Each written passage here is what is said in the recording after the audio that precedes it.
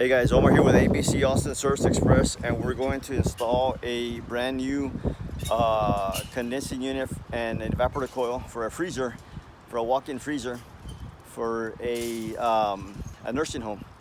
And here is the condenser. There's the condenser back here, and we'll see on here where it says see 2.5 horsepower, 2A230 single phase. And here it's in the crate right now, but I'll make another video here in a few minutes. Trenton, I like Trenton. And you know, air conditioning, heating, and refrigeration. 512-448-0532. Sales, service, and install. So we've been pretty busy here the last few days, and we had one of our customers call that the walk-in freezer went down, so we went out there and found that it was old. It had freon leaks, bad compressor, bad timer, and so he just decided to buy a new one. So that's what we're doing today.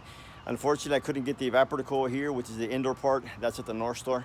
But we've got everything taken care of, and we're headed that way. So call us for our air conditioning, heating, and refrigeration needs. 512-448-0532. You can also find us on the web at www.abcaustinacandheating.com. Okay, see you guys in the next video. All right, bye-bye.